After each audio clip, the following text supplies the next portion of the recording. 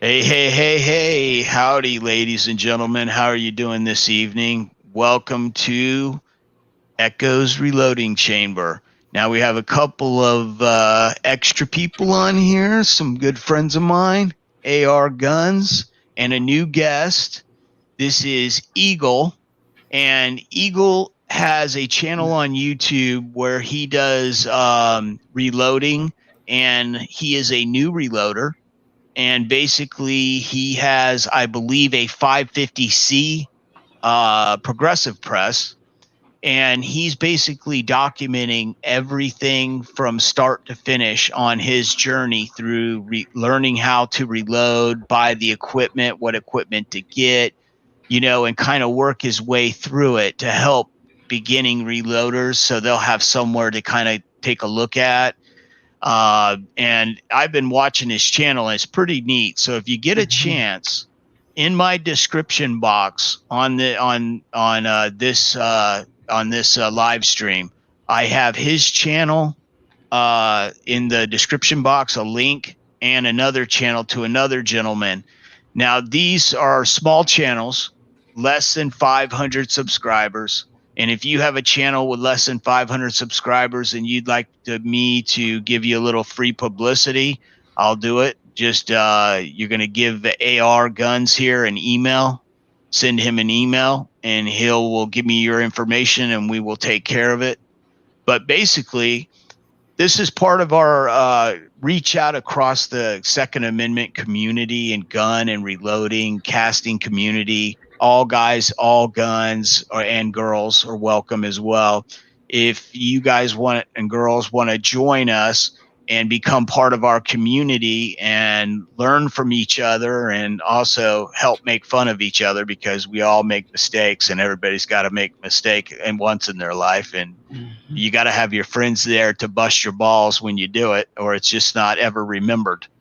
So, but I'm going to go ahead now and let AR bring us in with all the guests in the side chat, and then I'll go ahead and turn it over to Eagle, let him introduce himself and kind of tell the crowd and all of us what he's about and what he's doing on his channel. AR, kick it off, Hey, brother. hey, appreciate the invite. I always enjoy being with you all. Echo, I'm always seem to be here when he's here. That's a good thing. Appreciate you all in the side chat. Been a busy day for me. Hope you all doing good. And it's good to have you on, Eagle. And nice to meet you, Good to too. be here.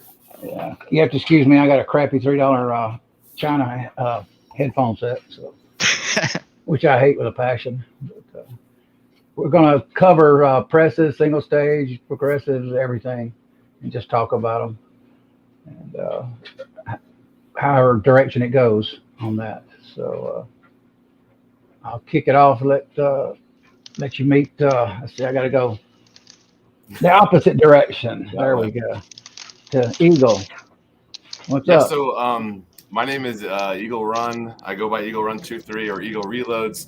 I started this reloading channel just like maybe 8 or 10 days ago, and it was really just an idea to document learning from going as a person who knows nothing.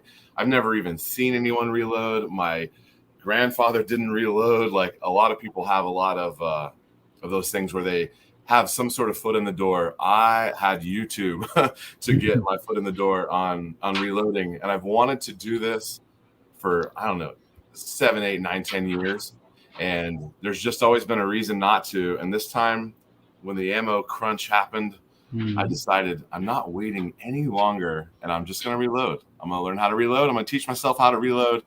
And I say teach myself, that kind of gives myself too much credit. There's been dozens of people who have helped me kind of learn, even just to get where I'm at. And where I'm at right now is I've made about 20 or 30 rounds of 9mm so far. So that's the Wow. limit of my experience. And I'm hoping to learn something here tonight. And gosh, if I've figured something out that I could share with someone, I would love to do that. But I think I'm still in the receiving information category instead of giving information category. You know what? I was watching your channel, and what occurred to me was I needed to get you on here, number one. But number two was I started seeing a lot of names that I recognize in your comment section that are part of our community. Chico Wise.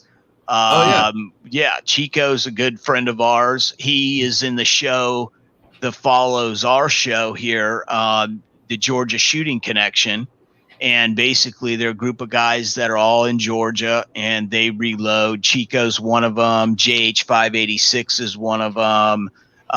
Kyle Lusk. Let's see, Willie the Bullet Man sometimes hangs out with them, and Mr. AR Guns here is in Georgia, so he's part of their little group. And I've been friends with them for years now. And the bottom line is, what I was getting at was, I think it's very important for what you're doing for the Second Amendment community. Reloading, casting, and just gun information in general is a dying art. You've got all these new people that are buying guns, reloading presses for the first time, and for they're turning to YouTube because they don't know anyone. And a lot of these people are liberal type people, and they don't want to go to their friends and be like, hey, how do I reload? These people don't know how to reload. And, so they have to turn to the YouTube community and start to learn. So I think it's really important what you're doing, because you are not a threatening person. I can go in to describe how to reload on a press, and I'm going to use terminology that the average person is just not going to understand. That. Yes. And if you're a new reloader, it would be easier for you to go to your channel and learn as you do, step at a time, without being overloaded with too many words that you have to look up and try to figure out what the heck is going on. You're going to be moving at a pace that they can move at with you. And if you don't get something, chances are they're not going to get it either, because it's the first time you're looking at that information, where it's been 7 years since I looked at anything for the first time. Yeah. So that is very important. And what you're going to be doing in your channel is very important to the Second Amendment community, because this is a dying art that is just being forgotten about because no one's teaching it to the next generation. So I appreciate what you're doing, and I want to support you in what your quest to do this, because I think everyone is going to reach out to you. This is a really neat opportunity for all of us to meet someone that's reloading for the first time. Echo. And yeah. Do you know a guy at Eagle Run 23 channel? Do you know anything about that? That's me. That's him. Oh, okay. It says Eagle Reloads. Okay. Yeah, Eagle Reloads is the reloading channel. Okay, let me go look it up. I can put a link in the side, and you can click on it. I got links in the description to his channel as well. So one of the very first videos that I made was like why I chose to reload and how I kind of decided to get into it. And the funny thing is, I've been saving brass, for years, because I've been shooting for like 30 years, and I've been saving brass for a long time. And so I had a bunch of brass, and I finally got it dug out over here. And I can't clean brass yet. I have no way to clean brass. Thankfully, I'm only doing 9mm because I can't do any case prep. I don't have any trimmers or anything. We're 9mm only so far, but we'll be branching out soon. And I just kind of want to bring the camera along on that. Probably either 6.5 Creedmoor or 223 will be next. So yeah. Yeah, that sounds like really cool, because in our show right now, this is Dead Horse. Dead Horse has been a reloader for decades, and he's the one that made me pull the trigger on it. I've been pulling the triggers on guns since I was 7 years old, 8 years old. Yeah. And my dad was in the Air Force in Vietnam, and so was all his brothers, and basically all different branches of the service. So when I met Dead Horse, he got me into reloading. I'm legally blind, so it's hard for me to do things, but because I'm diabetic, so I have had to develop some different skills and workarounds to be able to conquer this and do it safely. And Dead Horse got me into it because he thought that he's like, hey man, if you can build AR-15s, you should be able to reload without a problem.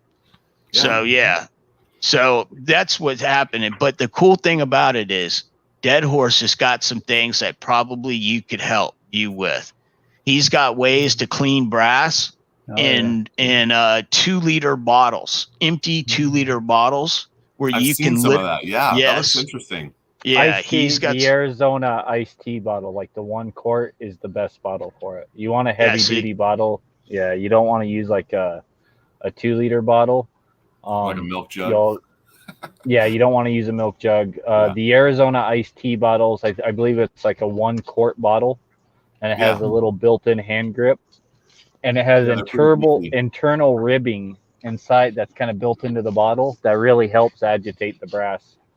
And almost everyone has some steel BBs laying around from BB guns, and even if you don't, it's $2 for 1,500 BBs or something. It's super cheap, and you can literally just use some steel BBs, a couple drops of dish soap, a little pinch of Lemmy Shine, and then your plastic bottle, and sit there and you get a workout while cleaning your brass. And I am still convinced to this day, even after having tumblers, sonic cleaners, and vibratory tumblers, that nothing cleans as good as hand tumbling. Huh. Shake them up. It's just time consuming, but you get a physical workout while you sit there and you're curling the bottle filled full of water. It's you're getting exercise while cleaning your brass, and you can do it while you're watching YouTube or a movie or. And that's if you've got a wife that won't knock your other eye out with a baseball because you're making that much noise. But yeah, I do have small children, so yes. Okay, noise is a factor. Yeah, noise is something you're never going to escape the noise until you go deaf. That's what my dad told me. Well, I heard about a guy who just zip tied it to the wheel of his car and took off around the block. Yeah. Trying to clean his brass. Go to Harbor Freight. Get you a cheap tumbler for now. At Harbor Freight, they got them. Well, some people, though, that doesn't always work for everyone. Some people are in apartment buildings, right? Where tumbler, noise like that can aggravate your neighbors or even your wife or kids. And so that can even limit you on, how you clean. Where, if you live in an apartment, maybe a sonic cleaner is a better choice. You're not going to be disturbing other people and stuff like that. So you really got to step back and look at your situation and be like, hey, is noise going to be an issue? Is, dealing with, different chemicals going to be an issue? Stuff like that. Whoa, is that the Vanessa Kitty on here? Wow. Oh, yeah. Vanessa is an old friend. We've known her probably. Dead Horse is probably known Vanessa probably 10 years.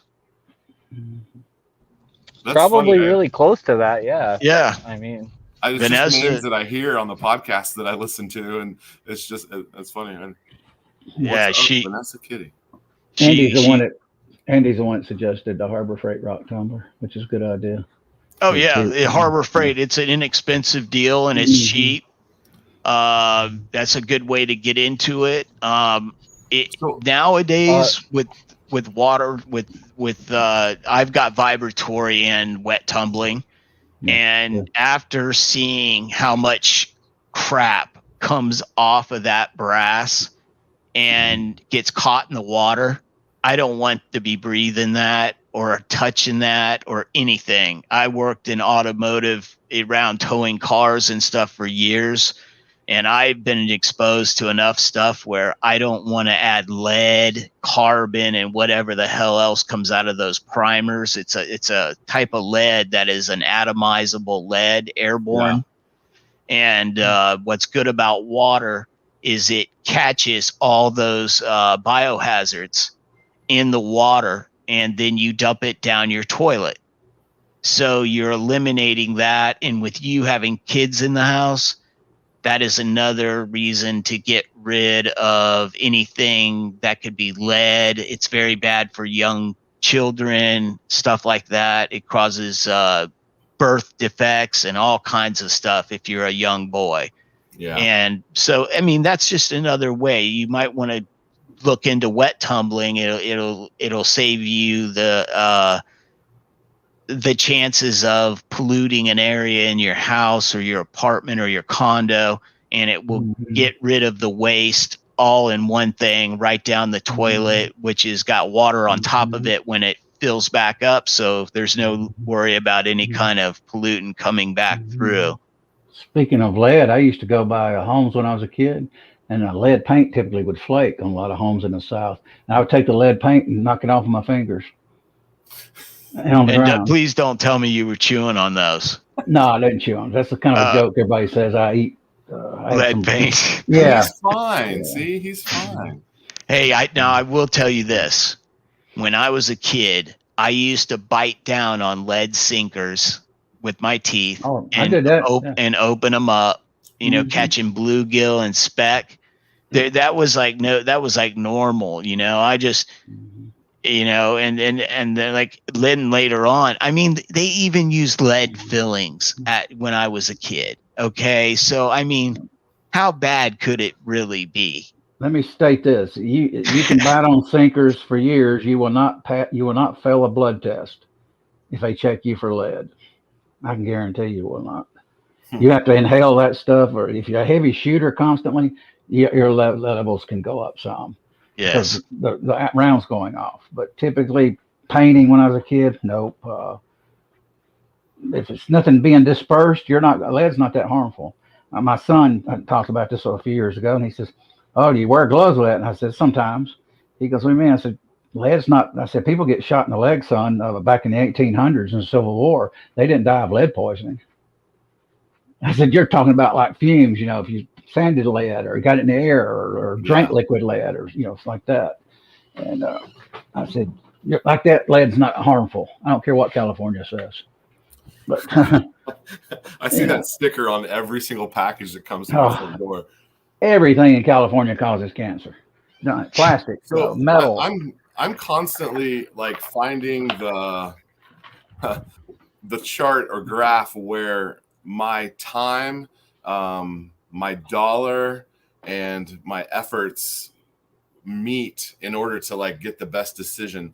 And that's why I ended up with the press that I ended up with was I'm a small business owner and I have small children and, you know, a wife, and like I'm busy. Like I don't know that I will necessarily have time to shake a bottle of brass. I probably will at some point, but for now, at this point, I would probably prefer to just buy new brass. I can't find new brass right now. So I'm looking at like, well, I have some buddies who have brass. It's crazy that in just a matter of weeks of being a reloader, I literally have brass that has been dropped off on my front porch from buddies. And I think that's awesome. But I've got to find a cross section of time and money and effort to where tumbling versus sonic cleaning versus what's the other one? Wet tumbling, vibratory, or sonic cleaning. That's a decision I'm going to have to try to figure out, because I mean I'm going to have to do one of them, but I don't know which one is going to be best. Ocean's got a good comment here. Our drinking water line was lead and we're fine. Yeah. Kitty says chemical exposures are an important part of safety and health, which I agree. But unfortunately, people for centuries used lead spoons, lead cups, lead bowls for centuries.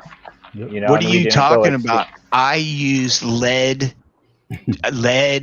drinkware when I was a kid.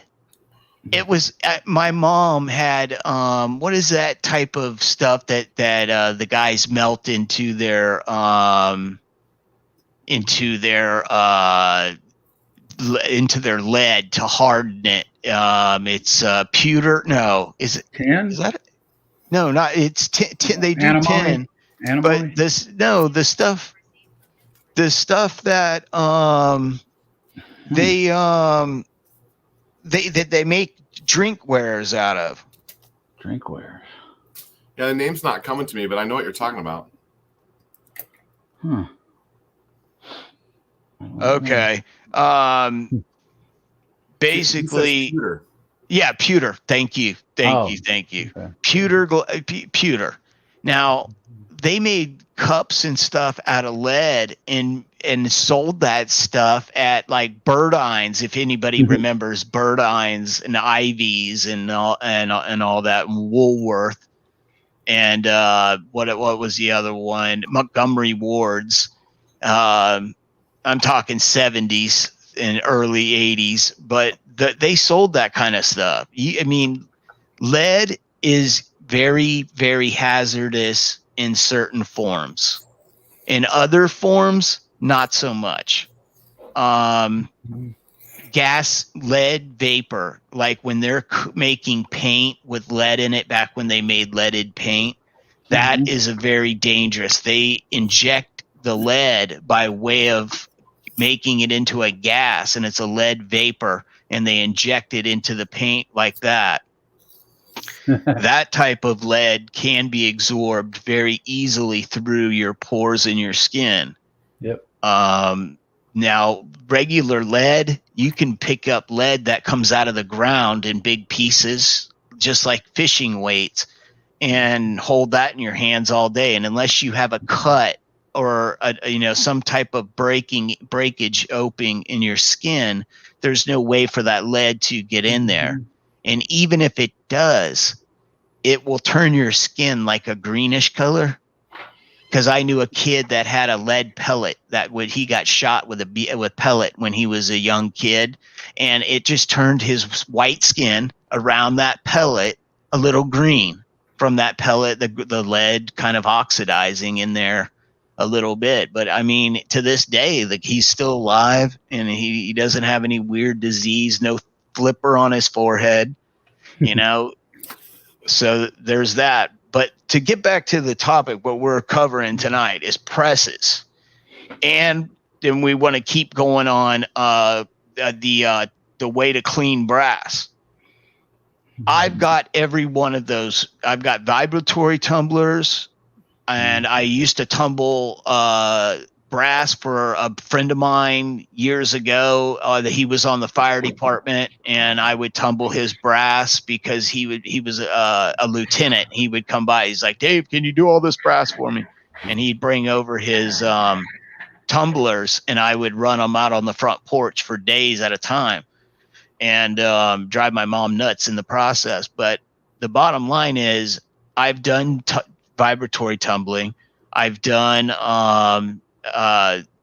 ultrasonic cleaning for brass, and I've also done wet tumbling. And out of those three things, depending on your house environment, whether you're in a house or if you're in an apartment or a condominium, I would lean towards ultrasonic in a condominium or apartment complex. And anything else, I'm going to say wet tumbling with stainless steel pins, little Dawn detergent, hand soap that you do dishes with, and some Lemmy Shine. Just like a half a 9mm case full of Lemmy Shine if you're doing like one of the Frankfurt Arsenal wet tumblers. I mean, a very tiny bit, because basically your water comes out of the tap. Most people's at 7, which is neutral. It's neither an acid or alkaline. It's just neutral. It's a scale from 0 or 1 to 14, your pH scale. 7 is in the middle. 14 is highly alkaline, and then 1 is highly acidic. That's going to be your hydrofluoric acid or your ones and stuff like that that will burn through anything, even bathtubs and all kinds of stuff.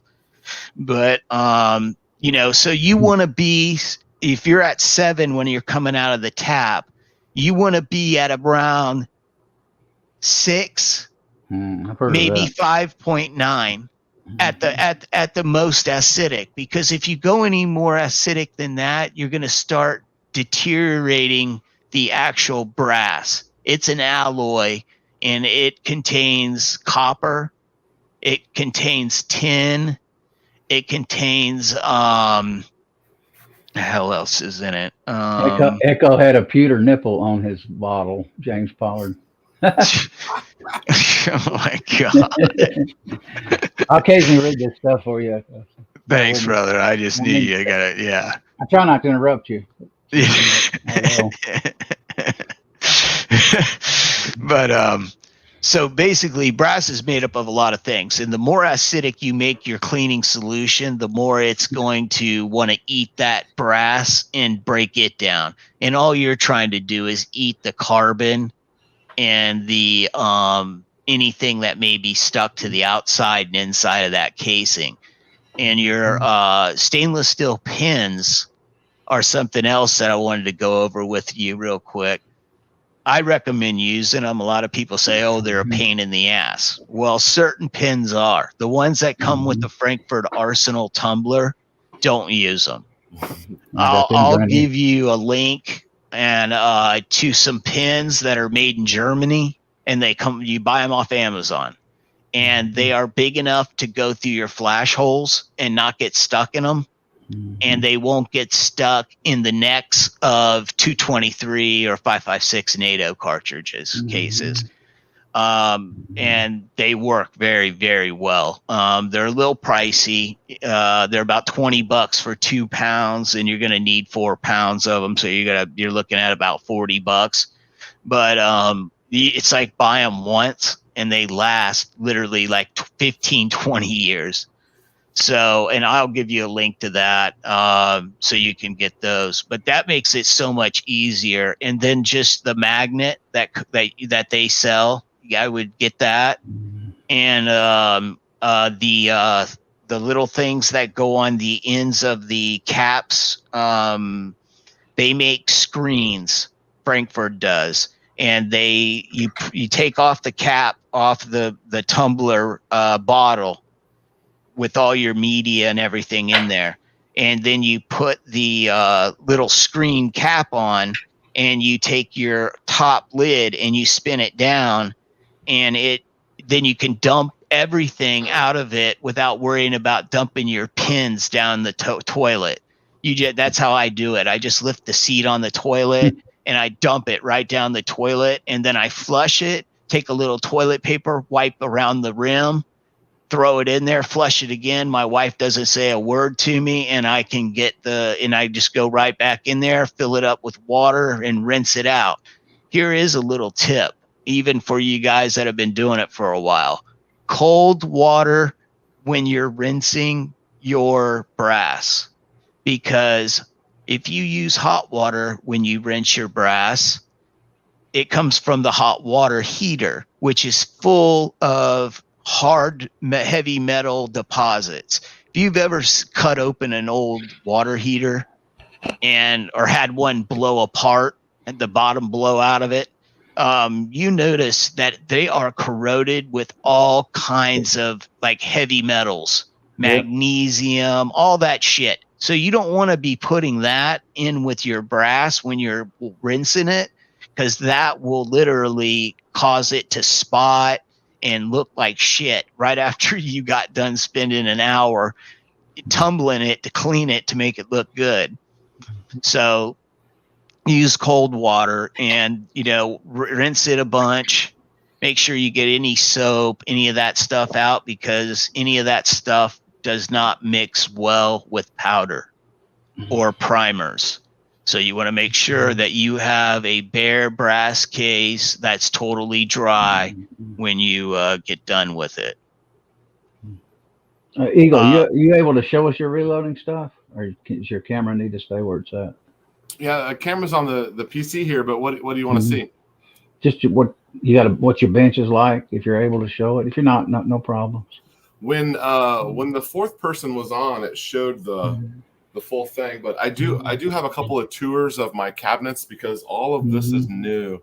All of these cabinets have just been up here about a week, and I've got different things. Let me see. Let's see. Blow him up. There you go. There's full screen. Yeah, just full screen. Yeah. Okay, so these cabinets are new, and I just put this little background up so it looks a little bit better in video. Nice. I've got bullet storage here on these tip out.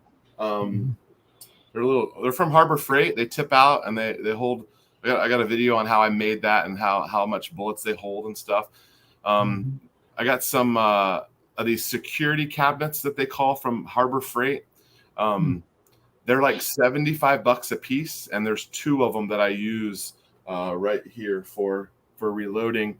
Lots of cabinets, but I've got my Dillon powder measure is up in a cabinet so that it's not ever going to get bumped or anything here, because of course the press is bolted down.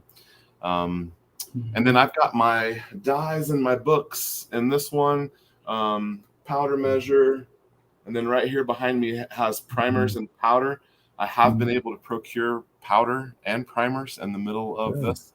And then on down, there's like one has magazines that like don't have a home and some other gun parts and stuff. It goes all the way down to the door there in the garage, but that has like paint and stuff in it.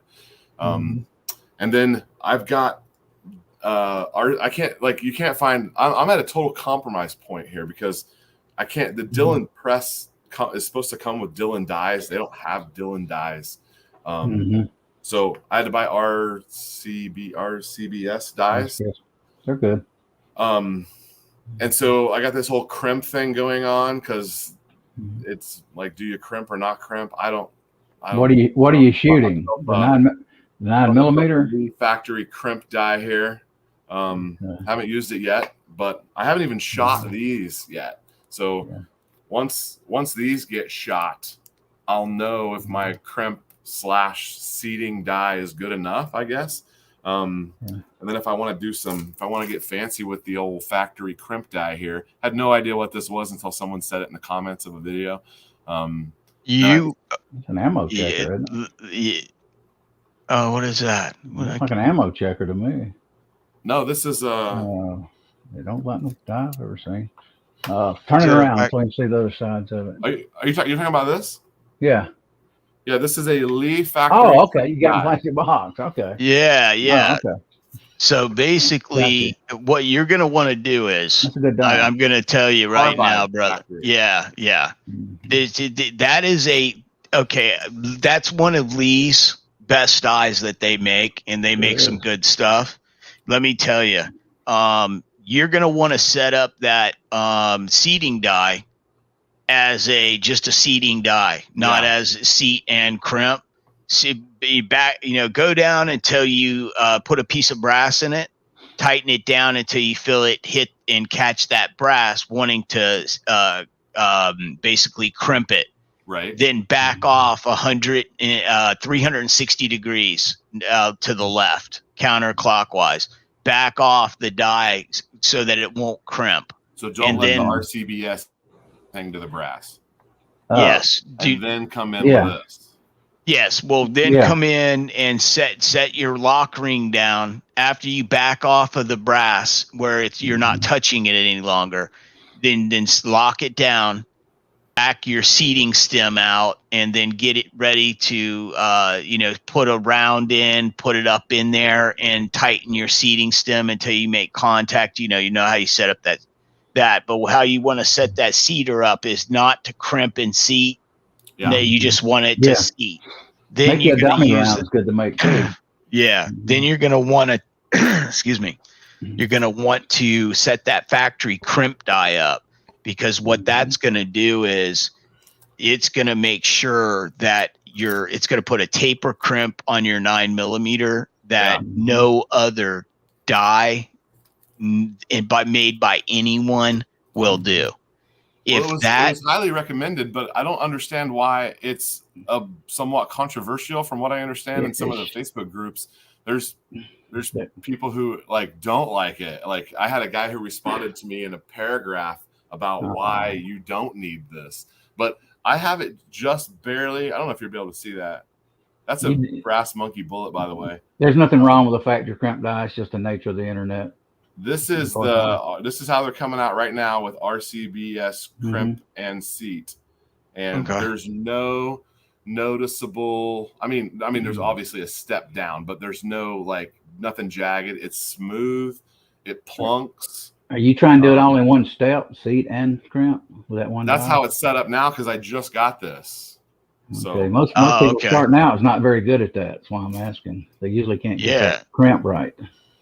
Yeah, but if you got it, then go for it, man. If you can get it to do it, it's just touching. Yeah. I mean, it's just barely touching. There's no. It's not because when it flares, it's got that coming out. Yeah, you've got to crimp it though because you're in a semi-auto. You can't avoid the crimp. You should not, and you need to check bullet pushback maybe on your bench too. Make sure those bullets don't push back. I do. Okay. What does push back mean?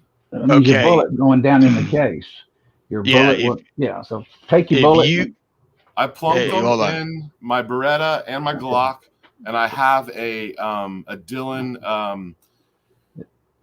What's the chamber gauge? Chamber gauge. I have that, and I plunked them in the barrels. This is an old-fashioned thing, just to push against your bench and push on the bullet and measure it. Push on the whole entire cartridge. Push the bullet against the wood, and if you measure it and you see it going into the brass and it starts getting smaller, you need to crimp more. If the overall changes, the overall length changes. Yes. Yeah, what he's saying is you want to measure the cartridge and make sure you're where you're supposed to be on overall length, case overall length. Yeah. And then once you got it to right where it needs to be, go ahead and either what I like to do is use it in real life situations. Put it in your firearm, put it in an empty magazine on the top, put one round in and close it on the chamber. Yeah. And then pull the round out, eject it, and the slide will lock back, letting you know that the weapon is clear. Mm-hmm. Set the gun on the table, then measure that piece of brass and with that entire cartridge. See if it changed. And see if it shortens or if it lengthens. If it does, you need more crimp. Yep. So the like I said earlier, I've been shooting for probably 30 years. I've owned a pair of calipers for 25 years. I have never measured a bullet until about 2 weeks ago. And the factory 9mm is not what is in my books. Sometimes it won't be. I've measured disclaimer here 5 or 6 different brands of 9mm, and none of them are what I just made. They're all shorter than what I just made. So that's something that never occurred to me before. I don't have any idea how or why or anything. Well, the reason being is they go by SAMI specs, right? And because they have to make 9mm rounds that'll fit in everyone's gun, and some people have short, what they call throats or free bore in their chambers. They'll have basically they'll have tighter chambers or they'll have looser chambers. And what? Unblow him. I'd say it that way. Stop blowing him up. Unblow him. Take him off. Yeah. I was like, what the heck are you talking about? I was like, blowing. Unblow. Minimize. There we go. Minimize. I'm not going to change the subject because it's related. 5.56. Oh, actually 2.23. Hornady ammo is absolutely shorter than anything in a recipe you'll even find. Right. I don't know that because I measure it. Rifle stuff I understand to be way different, and I'm just touching. I'm just barely talking, reading, listening about rifle stuff. But what we're saying is you just have to have enough crimp on the bullet to keep it from setting back when you load it into your firearm. You know, you don't want that bullet being shoved back into the casing as it's being loaded down up the feed ramp. That can cause a severe spike in pressure in handgun rounds. That can even blow a gun up. So you want to make sure that you've got a good crimp, but not too much crimp, because too much crimp's going to make pressure go up too. You want just enough crimp to keep that bullet where it's at while it gets loaded. And when you extract it, it should be the exact same length. Now, if you load the same bullet 30 times, it's going to shorten it. Like over the years, like I shoot my ammo in my carry gun every 6 months. And when I load it, I usually will mess with the first 5 rounds. I'll pop them out and switch them around so that I'm not constantly loading the same hollow point every time. If you do, you throw a caliper on that and you'll notice you'll lose 0.02 of an inch over a month of unloading it every night and reloading it in the morning, or however your routine is. I thought about that with hunting as well, because sometimes you load and reload that same 308 when you're deer hunting. It might get reloaded 5 or 6 times in the morning. Well, in a bolt gun, that's not a problem. I got a question. Okay. Question is, what brand of bullets are you loading in that case? Oh, me? Yes, Eagle. Well, again, given the current state of the supplies in the ammo industry, I'm kind of related. I'm not seeing what I can buy. I'm buying what I can see. So I have a lot of berries. Berries? Okay. Just jacketed. I guess that would be copper plated, 115 grain. Okay. What recipe are you going by? What books are you using for the jacketed, plated bullets? Excuse me. I'm using the old Mr. Lee. Rich Lee. I'm not familiar with that book. Echo is. I'm not familiar with what they're. It's Lee's Modern Reloading. It's actually the 2021 version.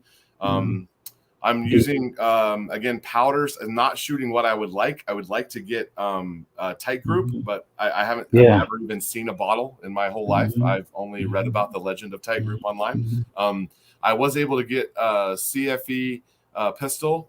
Reviews on it are pretty solid. So again, I haven't shot it yet. I'm probably going to go shoot these tonight. Another important question for the panel and everybody in the audience: What recipe do you use? Do you use a jacketed recipe or a lead bullet recipe for your rounds? What did you use out of that book?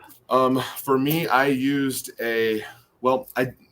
just to continue, I also did this brass monkey bullet, which is a lead cast bullet. Right. And between the two of them in the book, when I compared them, they looked to be within 0.1 of each other on recipe. So I just went on the low side, because I'm not going to go straight to the. I'm not even going to the middle. I'm staying on the low. It's like 4.8 is the low. I started at 4.8 and I did a 5.0 and I did a 5 or a 5.1. What I'm getting at, though, did you go by a full metal jacket recipe in your book? I don't know, Lee. I have to ask that question, and other people probably want the answer. Or did you go by a lead recipe in that book? Let me see. On a berries bullet, you should go by a lead recipe, is what I've always heard, because it's not. And the one that has that's Lyman. Lyman makes it. You probably need a Lyman book too if you don't have one. Yeah. I'm looking at adding to my book collection. Apparently, one is none. I got you guys. I'll get another one. But online, like I can look up anything on these powder websites. So like I have the Hodgdon app that I can find out. Yeah. You use a lead recipe though for it. Okay, so this book right here, it shows 115 grain lead bullet as an option.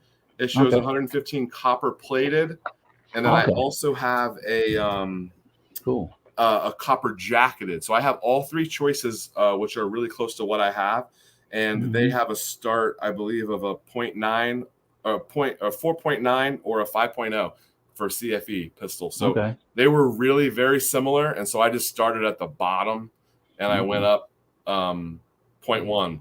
But that you just taught me something now, because I didn't know Lee. I've never looked in a Lee book, so that's good. They got the plated and then the lead bullets and all that. Then got the Lee factory crimp and the Lee factory book here.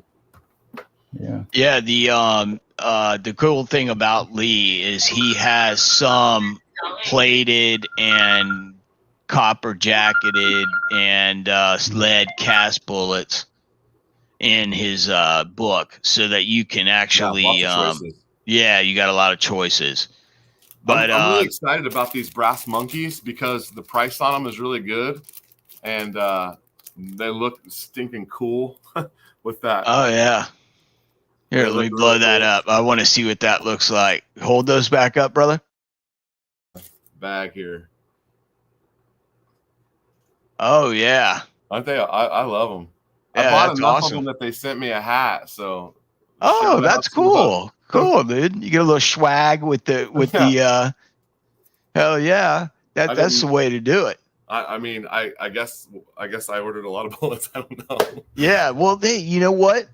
It ain't like you're not going to shoot them. I mean, you know what? People are like, man, you've got a lot of bullets. And I ordered like 600 rounds of Sierra Match King for my 308. I've got a Ruger precision rifle, and I like that. I've got one bolt gun. I'm an AR guy. You know what I'm saying? If it can't be shot with a semi-automatic gas operated gun, I don't really want to deal with it. And then I met Eagle Eye, which is in the side chat, and Eagle Eye, he builds custom bolt action rifle guns and stuff like that, and does a lot of reloading workups and stuff. It's a buddy of mine, and he basically got me into bolt guns. He was like, man, you need to get a bolt gun. So I came across this bolt gun about 2-3 years ago and bought it, and started loading 308 Winchester, and I went into the severe rabbit hole on it. Yeah, dude, I've got like gauges that measure primer depth just for 308s and 223s. That was like $170 for a digital. Dude, that's all it measures, is how deep one thing. It does. Well, actually it does too. It measures how deep the primer pockets are, and it can measure how deep the primer is sitting in the pocket. So it does two things. That way I don't feel so bad, you know. So I'm hesitant to get into the rifle stuff, because I'm a standardized caliber person. Like I don't branch out of my calibers, right? So I have 9mm is the pistol caliber. That's all I entertain. I don't talk 357, 38 special, 45. I'm out. 9mm is the only one. So that's easy for me to do with my press and with my reloading journey.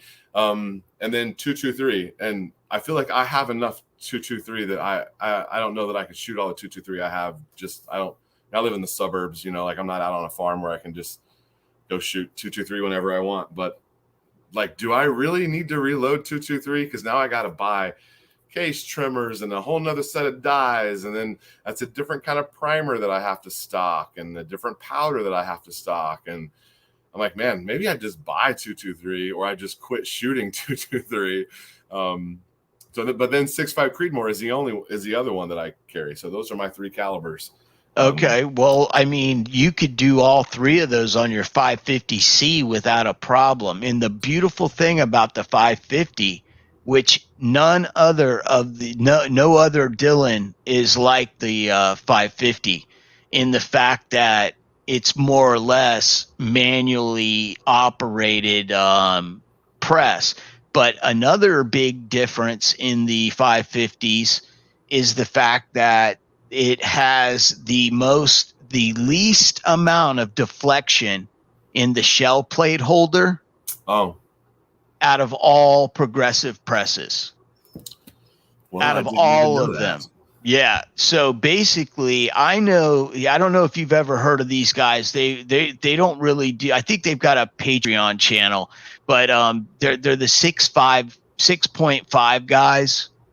Yeah, And they're not on YouTube anymore. Yes, they're not on YouTube. I don't know what happened to them, but maybe one of them got sick or died or something like that. But the one guy that was a little, not the Asian fella, but the guy that was a little heavier set, he had a 550B, and Okay. that's all he loaded his precision ammo on. And the guy competed in competition all the time and never had an issue. And I found out because I was kind of looking into buying a 550 one time, and I found out that it has the least amount of deflection in its shell plate when you're reloading match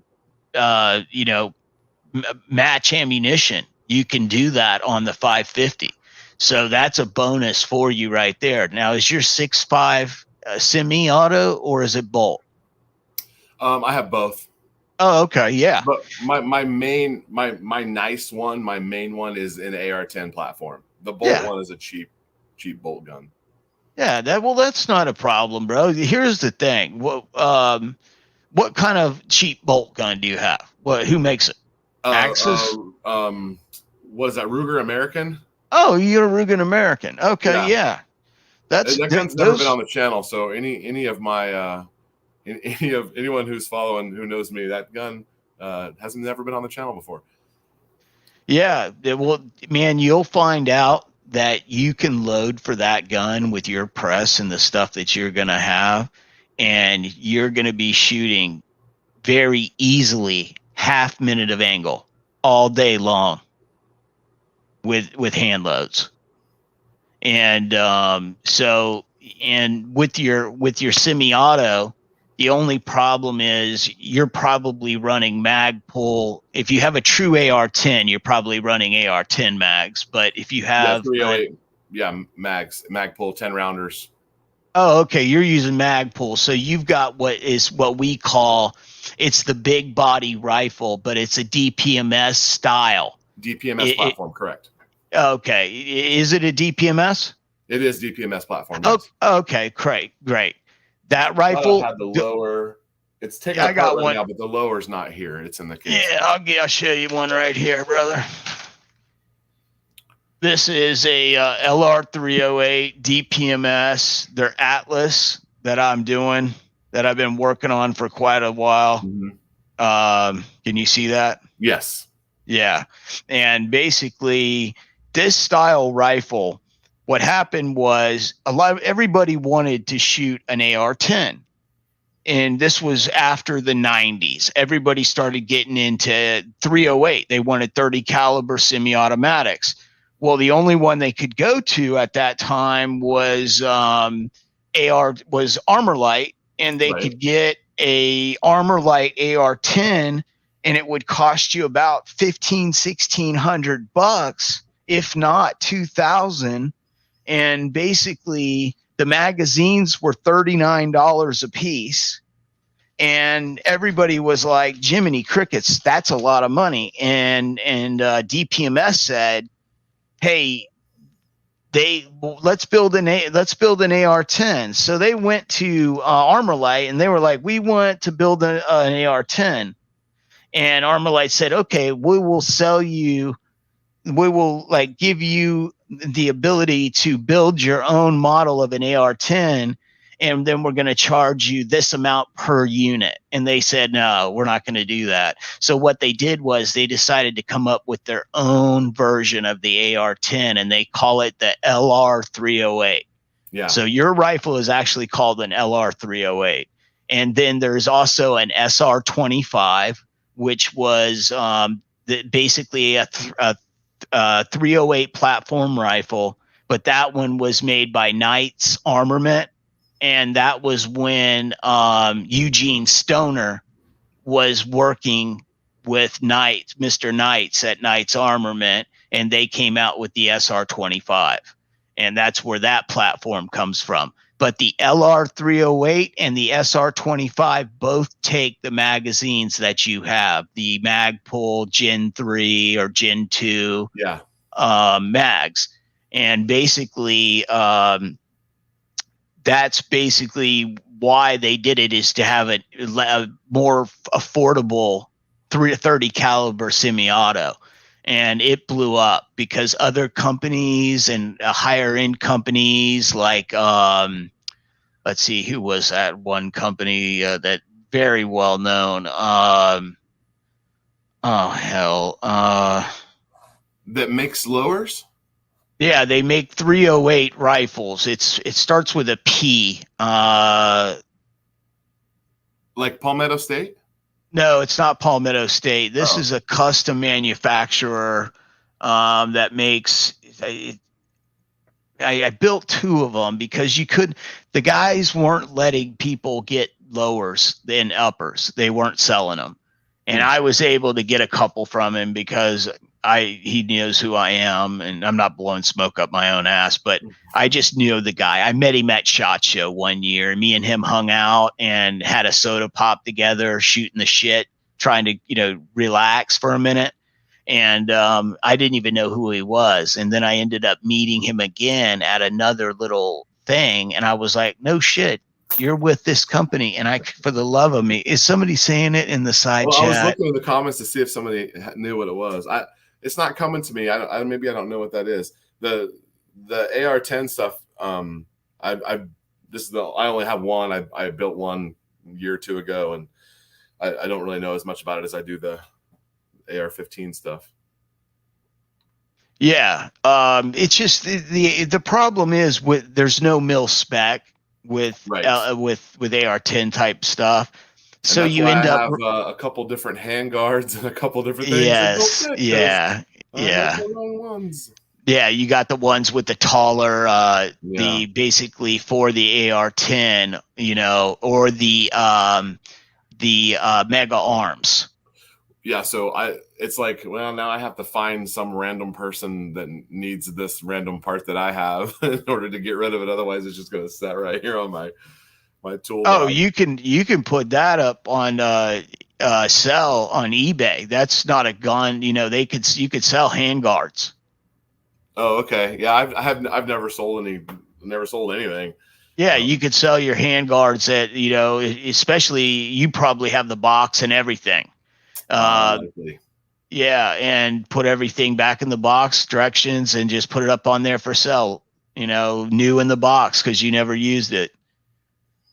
But there's basically ones that have high rails and low rails, and that's the difference. AR, is he back yet? He's still gone.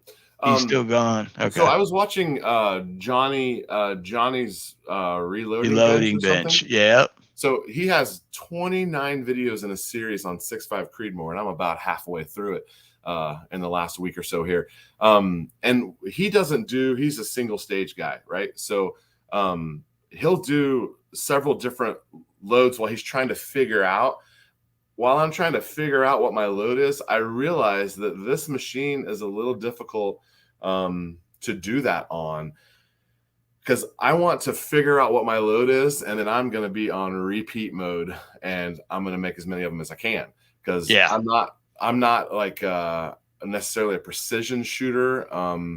You just want to find something that works well. I want to find something that works, and I only have 2 or 3 different guns I need it to work in, and then I want to mow out a supply. Right. Because I would like to be able to put this ammo even away. And then as I find primers, as I find powder, make more. And then because I haven't been able to shoot very much the last year, and I want to not shoot my supply. So that's where the reloading press comes in. And so that's why I bought this Progressive, is because as a busy guy with a family and a business, I can come out here in an hour, and people are saying I can make 400, 500, 600 rounds in an hour. That was appealing to me. Yeah, it should be, because that that's you'll be able to turn it out and you'll be able to work up loads. But this is what I'm telling you. You're going to need a single stage press. every, and I know you probably heard this before. I already looked at them the other day. Yeah, you need to get a single stage, and I'm telling you, for the money, you really can't beat if you want a good single stage press. Depending on how much money you want to spend, you can either go with like a Redding T7, and that would give you a turret, and that would let you set up all your 6.5 dies on the turret, and then let you just go through it but move it to whatever die you want and leave it there. So that would be a benefit for you right there, would be that you would be able to, say you just want to resize 100 pieces of brass. You put it to the full length sizing die, and it's already set up for that. And you just bang those things, lube them up, bang them out. And then you got all that brass ready to go for, wipe off the outside if you want. I'm a little OCD, so I like to wipe the brass off, the case lube off. And then you just go ahead and pop your primers in, drop your powder and your bullets. And you could do all of that on your Dillon, but you could do your workup loads where you work up like 5 rounds with this amount of powder in it. Right. Then you go ahead and do 5 more with this amount, and then mark the actual pieces of brass with a colored marker, so And then what I do is I mark them.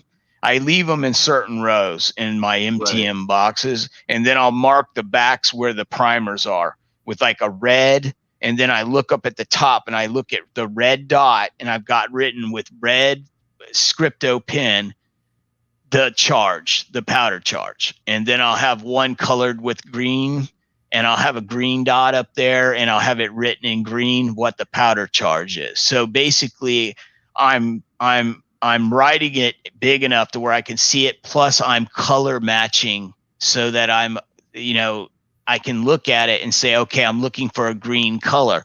So if I see a red number, I know that it's not the powder charge.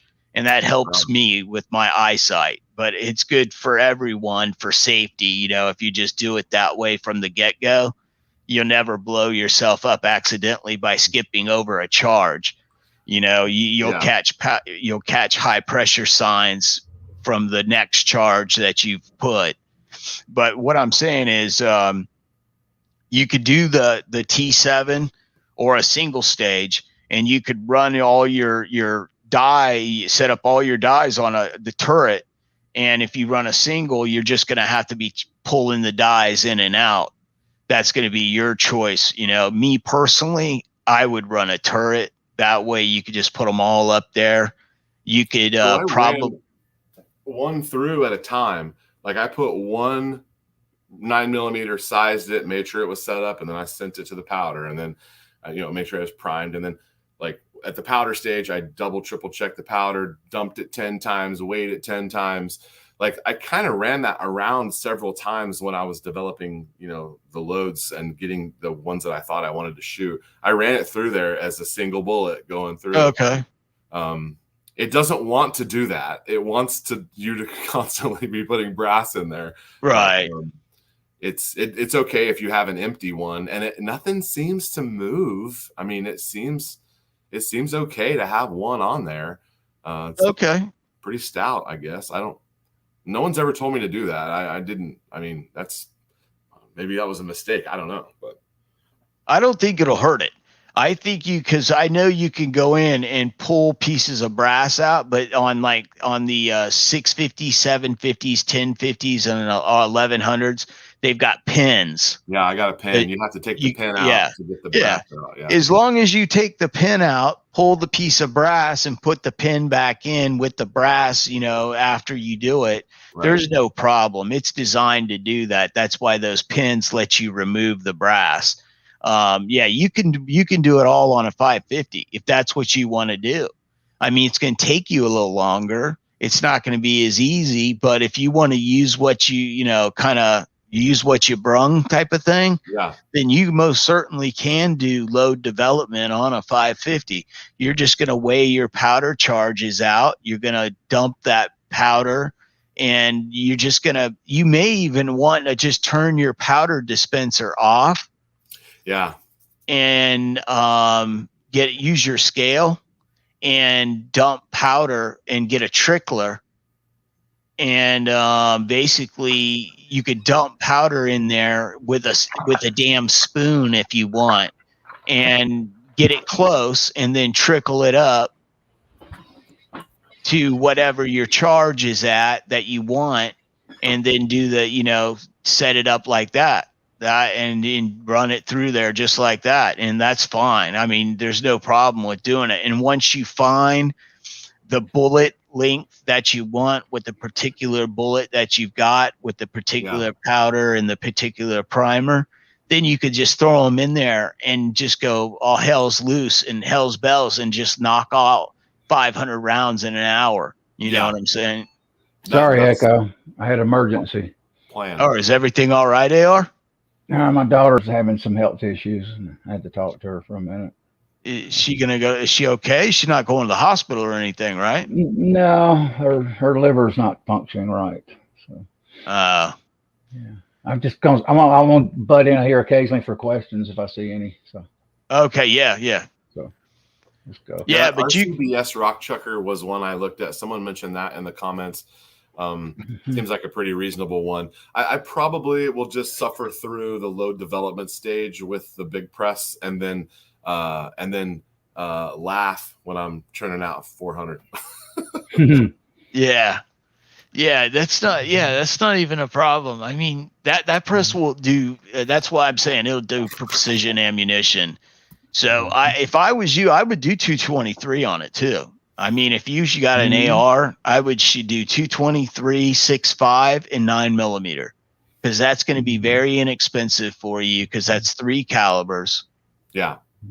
And that's 2 rifle calibers. What would you say? That's your only press, Eagle, right now? Uh-huh. Yeah, you'd be fine for a while. If you get one, you're just going to be getting one to, for your own eye candy. Well, I can also see the benefit. Like sometimes you'll find someone on YouTube they've got 2 550s, and it's because they've got one set up to mow through 40 cal and one set up to mow through 9mm. And I can see that being a thing. I'm not a competitive shooter, so I don't really mow through that much ammo, but I do like to shoot weekly when I can. I haven't been able to for the last year, but for the last 10 years, spare the last year, I shot weekly. And I love taking classes. I have an awesome range near me that sometimes they invent classes. They've got one now where you can it's half workout, half shooting. You can be throwing sandbags. They're just making up classes now. Maybe get you a turret. I would look into that if you don't want a single stage. Everybody goes single stage. You don't necessarily need a single stage. They're good, but I don't hardly use a single stage. Just occasionally, maybe for development, a load. Typically, I'll do it on the T7. You could do it on the Lee turret. I'm going to actually get a Lee turret, and I got a big boss. I'll probably use it occasionally for load development. Mostly, I use it for decapping at times, and then I do the Forester for decapping. One reason I do the Forester because it don't get corroded on the ram with the decapping, so that helps. I'm funny. I don't let my rams get gunked up with a primer of dust and corrosion. So how often and how often and how much are you shooting or using in order for that system that you have in place there? The past year, I'm not hardly shooting at all. Let's delete the coronavirus. Ordinarily, I guess. I'll go a couple of times a month in the summer. Yeah, okay. Sometimes 3 times and shoot little rounds. Hang out with them at the range and talk to them. Yeah. And get brass, especially get brass. I got Right. Right. I love that part. They'll give me even a state here in Georgia. They'll once I walk in there, I'll just yell out, "Hey, everybody! I'm a reloader. I want your brass," and they'll remember it. And I don't even have to ask them, and they'll come and actually hand it to me. Yeah. Here, I heard you when you come in. Yeah, I came in, so I thought I'd save it for you. They even pick it up for me. I go, wow, thank you. So, but I don't hardly use the 650 because I just don't crank out. Sometimes I'll use 650 for 200 or 300, 500 rounds of priming. But I need a bench primer. That's another story, but we'll get into that another time. So you said you have a Dillon 650? Yes. Nice. Yeah. Is that the one that auto indexes, right? Yeah. See, there it is. I got dust cover over it, and I usually got a dust cover here. What do you got that thing buried up under blankets and stuff? You keeping it warm? I do a comforter cover on the bullet thing. I keep dust out of it, yes, and I cover this here all the time with another piece of plastic bag. It keeps your. I don't like dirty presses. I keep my presses clean and oiled, lubricated. Of course, I'm just OCD weird. So. Oh, and here's another little tip for you. I'll try to turn this. What do you use to lube your ram on your Dillon Eagle? It has it's got a Zerk fitting. So you're using okay. I have a synthetic grease that I'm pumping in there. What color? If you don't mind me asking. It's the it's Mobile One brand. That's good stuff. Yeah, it was like $27 a tube or something. Yeah, that's good stuff. Nothing 99-cent grease I put on my truck back in the day. I use red and tacky because it's not a dirty grease on a press. Yeah, either is Mobile One. That's pure synthetic. Yeah, it's pure synthetic. Yeah. That's what we run in the 911s and all the turbo Porsches and turbo BMWs. At my uncle's shop is Mobile One. I've been using the oil for years. Now, if I'm not wrong, your 550 Ram doesn't have a Zerk fitting, correct? My Ram does not have a Zerk fitting, no. You know what you're supposed to put on that, Dillon says? Oh, I read it, but I forgot. I think it was like motor oil or something. Motor oil. Oh, was it motor oil? It wasn't a lightweight oil? I just use 30 weight motor oil. Okay. Or whatever you got. And I do that occasionally. But like the single stage or turrets, I found out through Echo that Vaseline works really good, which I hate bringing that up. But it works. And it actually takes a little bit of play out of my round, man. Okay. It's almost like it seals the chamber of it where it's honed at. Now oil will take the play out, but not as much. But now I can raise this thing up and try to move it. You can't even feel no movement. Yeah. So, and what kind of press is that one? That's a Redding T7. Redding, okay. Let me turn it there. I think that's the same one that the Johnny's reloading has. Yes. Mm-hmm. Yeah. He uses a T7 and he's got a Lyman American 8. He's got quite a few presses. He's got Also, when I buy my presses, I'm kind of weird. I actually take them apart, the linkage, pull it all down, and you'll see a little oil on there. Redding does a few drops, and I clean it, and I put red and tacky on it or blue. I got blue oil bearing grease too, and I'll put it all back together. That way, for years, I can stay here, and the pins are not going to wear. So a lot of people don't do that, but I do. The only thing I don't take down, I don't take the Redding down because it's got Zerk fittings. Yeah. So basically, you could do load development. I don't see any problem in doing that. Use what you have, and you've got a scale. I have a friend that's running two 550Bs for just like you said. He's got pistol in one and 223 in the other, and he's got a T7 and a rock chucker. And that's my good friend Curtis, and he was on the show 2 weeks ago, I believe. And we were doing the mech versus the T7, mech versus T7 versus RCBS versus my Lee cast O press and my Lee turret and my mech marksman. So that was pretty good little show. You still liking that mech? I can't get over the damn turret. It's like this. It's like this. You know, if the saying is true, a poor what is it? What is it? A poor carpenter blames his tools. Mm-hmm.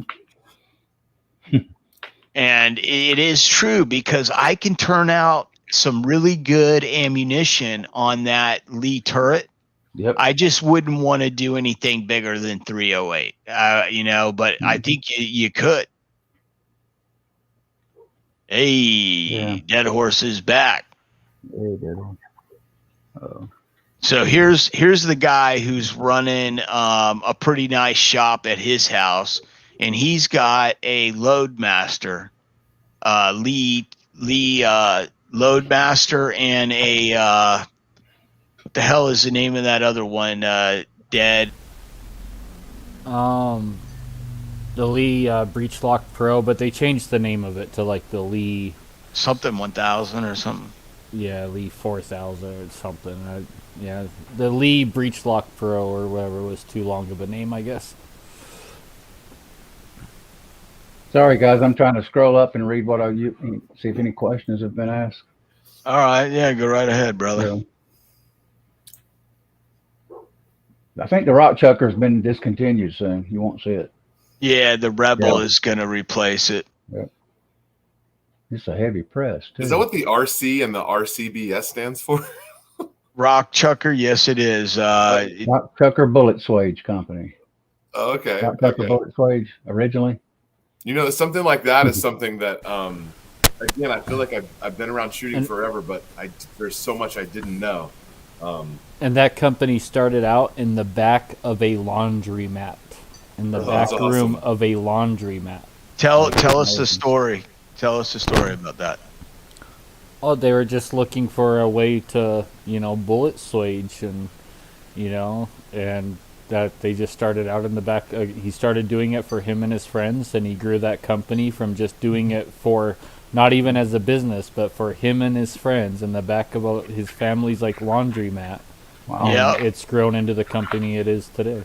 And the other part of the story that Dead Horse told me a long time ago, he didn't include it this time, is that this company was started during World War II or at the end of World War II, when there was a severe shortage of metals and things like that. So in a time of a crisis, that company came up and became a company making parts and things for bullets for his friends, and turned it into RCBS of today.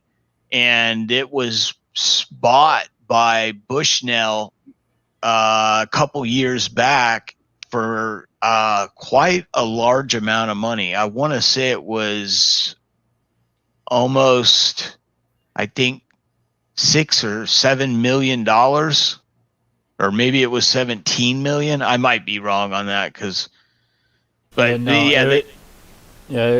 don't know the exact amount, but it wasn't necessarily Bushnell. It was the conglomerate that owns all those companies, right? Yeah. And pretty much every company they've got in their hands on, they've, taken into the ground. So I really don't expect RCBS to be. I don't expect RCBS to even be a thing 10 years from now. Like we're going to be talking about RCBS the same way that we talk about all those other companies they Hollywood, the things of the past. Oh, Weaver. Like Weaver used to be a very reputable scope company. Butler Creek, Bushnell, Hoppies, Champion. All those companies they've bought, they've pretty much gone for maximum profit over quality. And that's why RCBS's quality has just dropped off the shelf, over the last several years. And it's going to continue to fall and continue to get worse and worse and worse. And eventually, RCBS isn't even going to be a thing. They won't, and it's sad because that company was started in the middle of World War II, and because of the the shortage on bullets and stuff like that, and they couldn't get anything from jacketed bullets, for like it was mainly for varmint rifles. Like trying to get jacketed bullets for varmint rifles for varmint hunting, 22 cal stuff. And and they couldn't get any of it because of the shortage, and so he started that for his friends and family in the middle of World War II. And after World War II, shortly after, it grew so popular that he actually opened up a real business, called it RCBS, and then it went from there. M. Gabriel had the question earlier, and it's probably been addressed. Can you all hear me? Hang on. Yeah, I can hear you. Okay, that background noise stunned me there for a minute. It says, does a progressive press involve excessive imprecision for PRS type reloading? I have zero experience here. I don't like doing, I know we talking about it earlier, I don't like doing precision rounds on a progressive press because of the floating head and all that. Can you do it? Of course you can. But it depends on how much control you want of seating. Your overall seating can vary a little bit. I like a single stage or a Forester or even the T7. Sometimes I don't even use the T7 for precision. I will go over there to the Redding Big Boss too. Well, it's a trade-off. Are you you can 10, 20 rounds, or are you going to make 100 rounds? I mean, it depends on how accurate you want them too. Right. Well, your bullet length will vary sometimes actually, you can, like on a Dillon, you can actually upgrade your tool head to keep from floating so much. Now, does it matter if it floats? Probably not, but your overall length sometimes will vary a little bit different in a progressive. It won't be as consistent as a single stage. But that's my experience with them. Yeah, but those are upgrades that he can make in time. Yeah, you're gonna notice that there are some companies out there, and Dead Horse knows of a couple that do it for the for Lee's Loadmaster. But basically, what they do is these companies have really good CNC machines, and they're making parts at a much slower rate, so their attention to detail is much higher. So they're putting out a product that will replace your tool head and make it so it does not float and it does not cause variations in overall length, case overall length. I saw one that was increased float. Rephrase that. Yeah, I saw one that was it's like it's designed to that's always going to be debatable. That is always going to be debatable. Some people want zero float. Some people believe float self-aligns and floats better. And there is never going to be a general consensus that one is better than the other. It's all personal opinion. I will say this, with the Reading instant indicator on a T7 or a turret, you can actually seat down like a 2,000th to the number, your target seating, overall seating length. And I can hit it with this press. I can hit it dead nuts on every single time. And you can't do that sometimes with a single stage. Now I do that because I got the Reading instant indicator. I can seat the bullet, and I can sit and crank my micrometer die down to, if one bullet say off 2,000ths or 1,000th and a half, I can go 1,000th and a half, and I can get my bullets more consistent than somebody on a single stage with this Reading. But you have to know how to do it and use the instant indicator doing it. And I have to kind of set the die up. I have to actually set the seating stem just a little longer, and I got to constantly adjust it down every round. That's also something someone can think about if you want to do precision. You can do that on the T7 like that and control your overall case length. But you're measuring from ogive to head, right? Well, actually, I'd be measuring, ogive with whatever the tip of the Forester or the Hornady touches on the bullet. I don't think it'd probably be the ogive. Be a little bit. Well, I mean, if you're measuring it from the tip.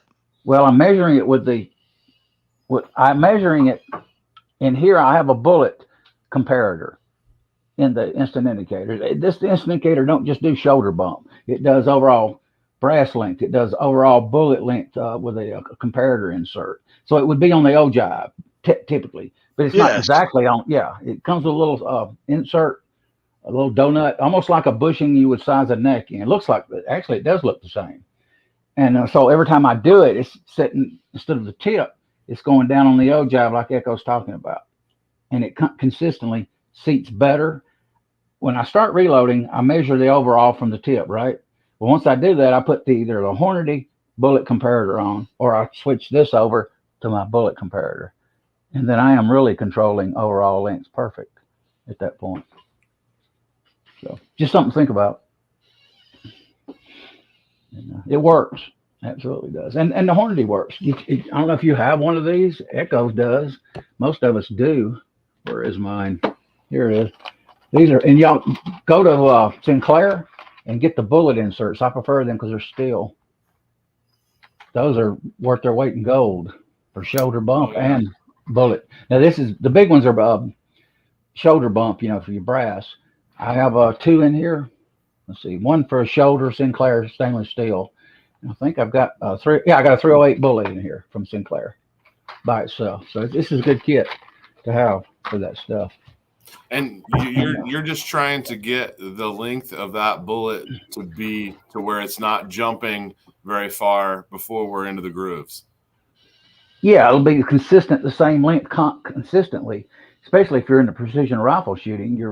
Your overall length will not be varying, and it will vary on a cedar die. I mean, even a micro cedar sometimes it'll vary a little bit. Is it bad? No, but if you really want to be OCD about it, you can work with that or this, an instant indicator, and you can just get it dead nuts on. What's your definition of precision? What do you how are you using that word? What do you call who's a precision shooter or are like what?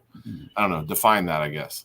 I would define it as you take your brass, you make sure your die has not got shoulder neck run out. You have to have run out gauges, which I have a Hornady. Echo has 2 of them. I did have, but I returned 1. And you check your brass, make sure it's doesn't have much run out. You make sure your bullet has very little run out. You make sure your die. Right now, everything I load, I know what this die is going to produce. I know exactly how much run out I'm going to get ballpark on these dies I have. I know that in my head when I see it because I've used them. So you want your bullet with to have good concentricity. Because believe it or not, match ammo, when you buy it, check it sometimes. If you check it with this here, you will see even match ammo will be off sometimes even 2 and 3 thousandths. Yeah, those are things that it's just crazy that I did not know what I did not know. Mm-hmm. So it's just something to think about if you do get into precision. I mean, I'd like to have the wheel like Eagle Eye Shooting has. I love that. I think it's 21st century. Yeah, because it's more designed to actually roll the ball is to roll on the brass. Where this is really not. I'm gonna say this is really not designed. This digiometer is not designed to work the way we're using it. And I never say that on the live stream, but it's not. That's a fact. But it does okay though. It does work. But, so I guess my question is, who is the person who considers themselves a precision shooter? Because like a hunter is not necessarily a precision shooter. I mean, a hunter is going to want precision. I'm not much of a hunter, but I want to shoot accurately. But I'm also not going to be joining any rifle shooting leagues. I want to just go out on a Saturday afternoon and I want them in the same hole every time. Okay, you want to get good. You want to get good micro seating dies. Learn your die, get you a good rating, whatever you prefer. Where it's Forster, Widden dies, they make a high quality die. Lee, if you want to use a Lee, I actually would not use Lee for a precision round typically, but and get your machines to check it, and you're fine.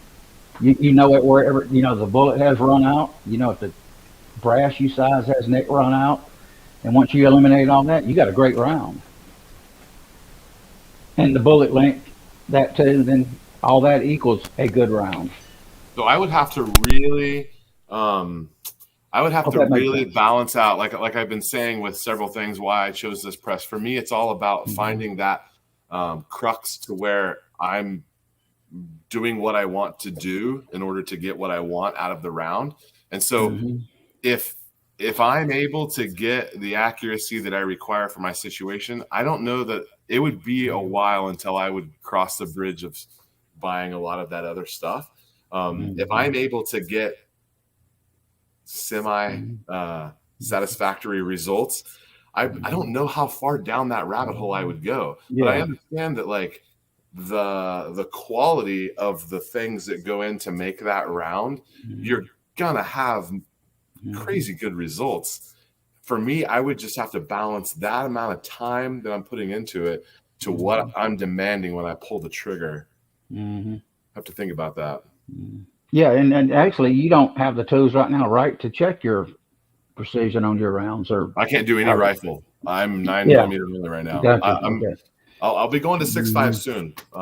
By the end of the year, we'll be shooting 6.5. I'd say at a minimum, get you one of these. They're affordable. They're 100. You got to spin every bullet in there and see if that's a centrifugal thing. Yeah. Is that what it is? That's a concentricity gauge by Hornady. They're about $110 average. You got to put one bullet in there at a time. Yeah, one round. Yeah. Yes. But then before you even get into all that, hold on for a second. Dead Horse was going to tell you something. Yeah, go ahead, Dead Horse. There's a lot of people get accuracy and precision confused, and they're two different things. Accuracy is how well your shot groups are centered on a target. Precision is the spread of those individual shots around the center point of that target. So they're two different things. A lot of people get them confused, but precision is still to each their own. I mean, everyone has just like everyone has a different definition of long range, right? One person's long range is 100 yards, another person's is a mile, you know, and everything in between. And precision's the exact same way, and it's also different for every gun. You know, you can't compare a precision, like 22 long rifle to a precision 6.5 Creedmoor. Right. Like, so it's a very individual thing. Just what your expectation is when you're and what are you trying to get out of it? To some people, a 1-inch group is precision, and that is okay. Yeah. To other people, anything over a 1/4 inch, it is not precision, So, like, it is a very unique thing to each one of ourselves, right? So you just have to determine what are you okay with and then shoot for that goal. Like, if your goal's 1 inch, 1/2 inch, even 3 inch, like some people, like an average hunter, especially back in the day, if they were shooting a 3 inch or under group, that was precision enough for them. Like that was, they were happy with that. Well, you're looking like this conversation has listed probably $800 to $1,000 worth of equipment to get, and a lot of that stuff I don't. Not at all. We're not talking that much money. No, dude, I load precision rounds with a Lee loader by hand and a hammer. All right, like. I mean, like, I'm not even joking. Like, and that used to hold the world record. That system held the world record for several years, And we're talking a single die, no press, no nothing. And funny enough, a lot of companies like Wilson have kind of gone back to that system with just adding in an arbor press, but it's still a free-floating die by hand. It's more of the technique that you're using than the equipment itself. Thank you. Everyone is using such high-grade CNC. This ain't the 60s, 70s, and 80s where a lot of stuff was being milled by hand and stuff. And it was up to, like, was that guy, did he have a good night's sleep the night before? Is he eager to get off work on Friday? Like, it's coming down to CNC machines and how often they're changing their tooling and their bits, right? But we're talking multi-million-dollar precision CNC machines that are maybe $6,000 to $9,000 for a bit. That are making the best equipment that we've ever had from even the most budget companies like Lee, right? So all the equipment that's out today is pretty much capable of absolute phenomenal accuracy. If you want to shoot a half-inch group, you can do it under $100. I mean, there's. Yeah. I mean, it's about technique. Yeah, technique and feel and a little bit of experience. Like I was saying before, it's a poor craftsman that blames his tools when today's tools are of highest quality that they are. I can load precision 223 ammo out of range pickup brass that is nasty. You know, I'll get it looking brand new. Soon I'll be annealing it, and then I'll load it on my little Lee turret press, and I'll have less than 1,000th run out on it when the round is done, and I'll throw all those bullets into an ammo plastic Ziploc and put it down in a 30 cal can case that goes on like a M240 Bravo or M60 machine gun, and I'll bring that to the range, and I'll be shooting my little AR-15 carbine.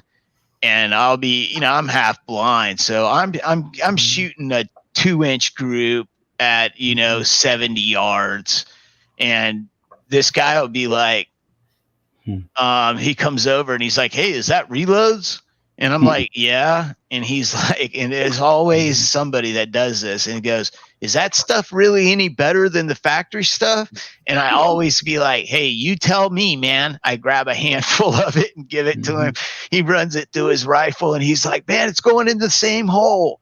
I'm like, "Yeah, it is. I mean, if you can hold the rifle that still, the ammunition will do its job." Let's go over that cost. Yeah. Since it come up, let's solve it for everybody knowing. You need that probably for $50. That way that you can check the shoulder bump. You can check, you know, at least what you're doing. Like right now, if you don't have a case gauge or something like this, you don't really know what you're producing.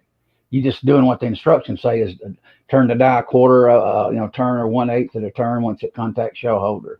And that's no way really to load, in my opinion, but that's the way they do. So buy that for $50. You're a cedar die, buy a good precision cedar die, micro or whatever. It doesn't have to be a micro, but I prefer it. That's $80 or $90 in Forster.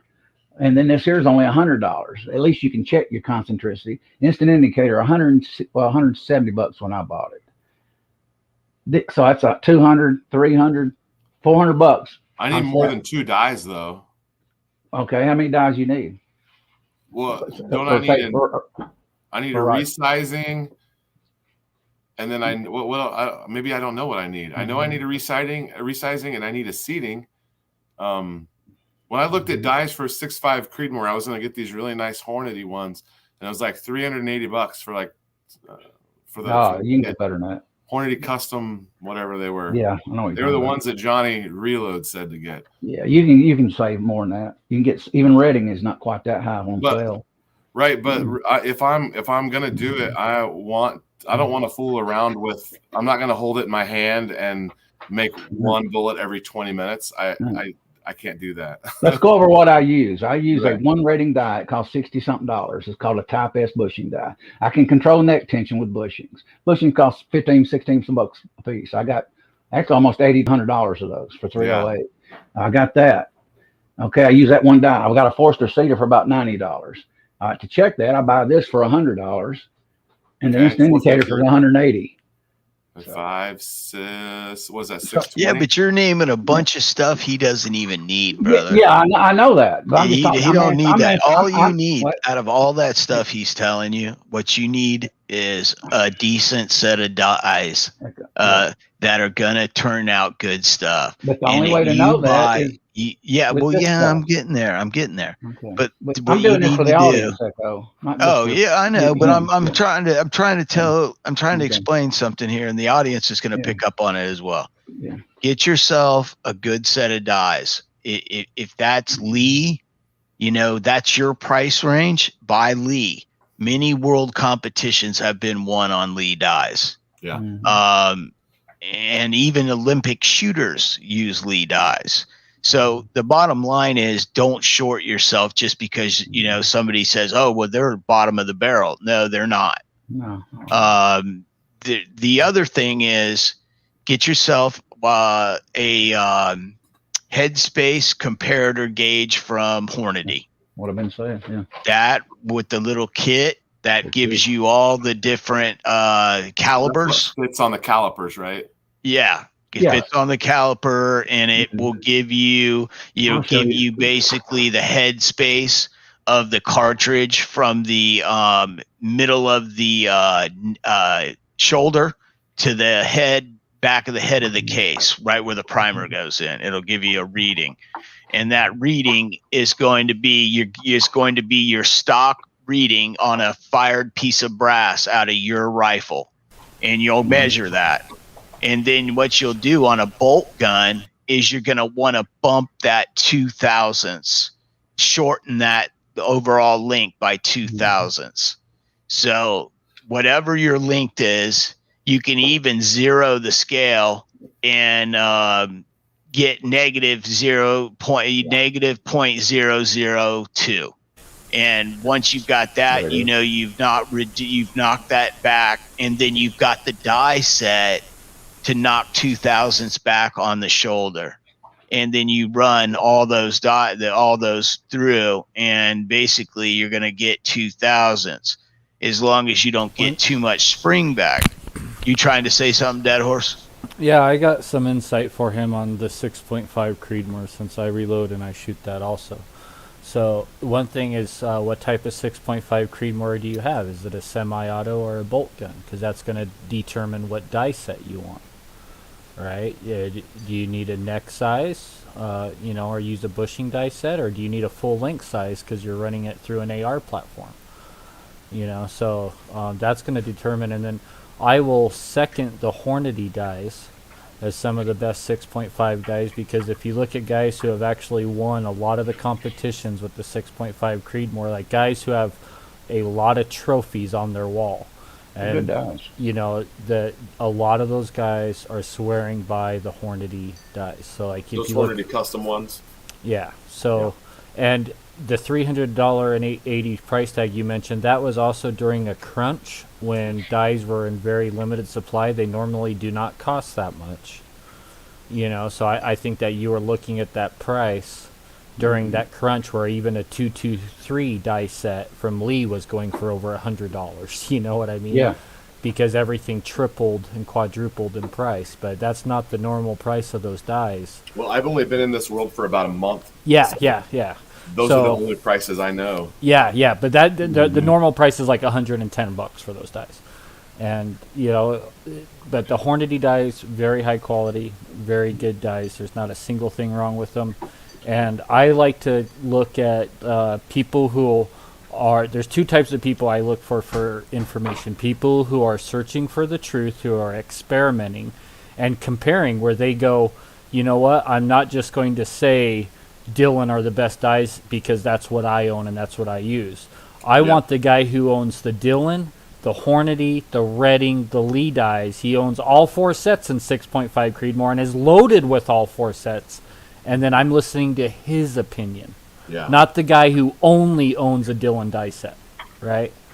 Because the guy who only owns that one die set has very little information available to him. So his opinion to me doesn't matter. Yeah. Or I'm looking at the guy who has lots and lots of trophies on his wall, who's actually walking the walk and talking the talk, and going out and proving it, right? Who's going out winning competitions. I'm listening to either him or the guy who's actually tinkering and searching for the truth. Those are the two types of people I like to look for advice. And then when I go to buy a die set, that's the opinion that I'm really looking for. Is either the guy with the trophies on the wall or the guy who owns all 4 or 5 die sets, and is telling me that this one is his favorite because of these reasons. I go by if they're producing good rounds, and they show me they're producing good rounds with gauges and things. Yeah, that's what I would do too. I always check them. But here's the thing: I may not. I may not have a whole lot. I have different brands. I've got probably the big four or big five. You know, I've got a couple sets of Hornady and Weatherby and some others. I got a bunch of RCBS, Redding, bunch of Lee, ton of Lee. But here's the thing. I'm the kind of guy that if I have one die and I've got a set of 6.5 Creedmoor dies in RCBS. I've got 350 Legend dies because I reload this stuff for other people for hunting. And basically, if my 6.5 Creedmoor die sucked, I would tell you straight up. And I'd be like, hey, I sent it back to RCBS. Yeah, I was getting, 5,000th run out on it. But that's just me. I'm going to be honest because I'm brutally honest when I rate stuff. I don't give anybody a free pass. And I show you what the results are. So if it sucks, I'm going to tell you, hey, man, but this is a sample size of one is what I like to tell people. Yeah. Now, not very scientific. Yes. So if I send this die back to wherever I bought it, they send me another die set.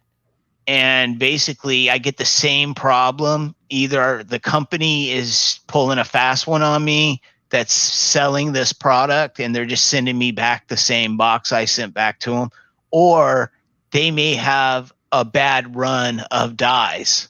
And at that time, I'll just either get a refund or I'll contact the manufacturer and let them know what's going on. And usually they'll just send you a set that are straight if they have a problem. So because most manufacturers like Redding, like Lee, like RCBS and like Lyman and Hornady, they stand behind their product. And if there's something wrong, usually they'll take care of you. I've had a few times in the past with RCBS that I've had a couple issues, but that's just how that's how life is. You know what I'm saying? It's just how it is. But the first thing I would tell you to do is to get one of those Hornady comparator gauges. And that's going to give you the ability to check the headspace. And on your bolt gun, you can knock it back a couple thousandths. On your LR DPMS LR308, you can drop it back 4. I like to drop back 5, depending on what the headspace is when I measure it. Then I'll drop 5 thousandths back on 30 cal, just because I've had an issue before with 30 cal with it having a little bit of memory in the brass. And of course, this is before annealing. Annealing softens the brass and takes some of that memory out, so that when you reform it in the full-length sizing die, it holds that size and it doesn't try to spring back. Spring back is something you've probably heard guys talking about, and that's where you resize a piece of brass and you're sitting there and it's sitting on a table and you're sitting there watching it. You wait an hour or two, maybe the next day, you'll take that piece of brass and you'll put it in a chamber gauge, which the night before it passed and went and cleared it. And now it's sitting a 1/16 of an inch up, proud out of the gauge. And that could be caused by the shoulder returning forward and basically from it not being annealed. So, and it being originally shot in a chamber that was much larger than your die, inside of your die. So it's trying to grow back to that original fire formation. If you want hunting bullets, get you a die set and load them up and go shoot. Don't worry about it. If you're going to start precision shooting, you're going to have to buy some equipment. That's a fact. Yeah. There's no other way around it. Because you have to have machinery to check machinery and check tolerances. Yeah, I guess the more shooting I do with 6.5, I'll probably demand more and more out of my processes. But right now I'm just buying ammo. So, but I shouldn't have to buy any brass is a good thing. Yes, that's all brand new, once fired brass. Yeah, except I just realized today that 6.5 is available in small primer and large primer. I didn't know that. I never even looked before. Yeah, and I prefer, now this is just me. I shoot 308, and I've shot 308 large primer. I've shot 308 small primer. And when I was shooting 308 with Varget, and I've got a special load that just freaking, dude, it's really, it works in just about every 308 rifle that I've loaded it for 3 rifles, and my friends loaded it for another 3, and possibly more than that. And basically it just works. And the bottom line is, I noticed that with large primers, I was getting standard. I was getting a standard deviation in feet per second, probably around 12 to 15 feet per second, which isn't bad, but it's still 2 digits. I switched over to Starline match brass with the small rifle primers, and I'm using CCI Magnum small rifle primers, and I'm getting like deviation numbers 5 and 8. So so that's going to be really consistent. Well, when it comes to small and large primer, it's what primer you're using and what powder you're using dependent. So there's no like, oh, small primer is better than large primer or more accurate, because it depends on the powder you're using, the burn rate of that powder, and then what primer are you putting in there. So it's really dependent. So if you have a favorite powder, if you have a favorite powder, like let's say Varget's your favorite powder for, whatever caliber, and then you try smaller and large, and you find out small's more consistent, then stick with that. Then that's the brass you want to be searching for and buying, right? But then you might change to 6.5 or 308 or a different caliber, and you might think, oh, this is the same thing, but now I'm using this different powder, and you might have the exact opposite experience where now large is being more consistent for you. It's really powder dependent. It's whatever powder I'll be able to find here in a couple of weeks whenever I start purchasing some rifle powders. Yeah, Dead shoots 6.5, and I believe it is the Hodgdon 4350 Dead Horse powder. I'm still using all of them. I bought like 10 different. Remember, I bought like 10 different 6.5 powders. I remember, to see for myself what was, because unfortunately, most of the 6.5 Creedmoor data out there is for bolt actions, and I'm shooting a semi-auto. Yeah. And so I've been experimenting with a bunch of different powders, including like the 6.5 stable powder from Winchester, and I'm using a little bit of everything, Reloader 22, and just all sorts of different powders right now to kind of find out for my information on what powder's the best. If you get online, everyone's like, oh, 4350 is the best powder, but 99% of the guys who are saying that are shooting 6.5 Creedmoor out of bolt guns. Yeah. So what are you finding so far as on that with the semi-autos that the 6.5 like? Well, it still likes 4350, but that stable powder and Reloader 16, I think it is, seem to be the 2 top contenders, but I haven't broke it. There's still like 6 more bottles I haven't even got into yet. Yeah. So. I heard of guys using... And then it's not just that. You can't just go to one powder and be like, oh, this powder's not performing for me because you're using the same primer. I mean, maybe that powder might perform better with a Magnum primer. Or if you're using Magnum primers, maybe that's your problem. So you really got to tinker with things and trying a lot of different things. And you can always go to like the consensus. If you have like 20 guys who all know what they're talking about that are all saying the same thing with a similar platform to yours, well, then chances are, if you do what they say, you're going to be really close, right? And so there's that consensus thing. Unfortunately, when it comes to the semi-auto 6.5, there's not a consensus in the community like there is for the bolt guns. If you go to the bolt guns, everyone's like gold medal match primers and 4350 powder. That's the consensus. Where are you falling on bullet weight? Oh, I like heavy 147s, like 140s, 147s. 4350 is a proven powder though, and tested for accuracy by most guys on that shoot. It's a good powder. Yeah, that's why I said that. That's the general consensus for the bolt actions. Yeah. Yeah. And that's why you're pretty safe if there's a general consensus out there with people with a similar platform. That's a pretty safe starting bet for someone to go with, But when there's not a general consensus, that's when you have to do your own experimentation and just put in the time. Oh, what else I heard was another one that you might have or you might want to try, Dad, is Superformance. Somebody I told have me. that. Yeah, I have. Oh, you do? Yeah, try that. I bought every 6.5 powder, every single 6.5 powder I have. Oh, I'm not even joking. Every option. I have every single 6.5 powder.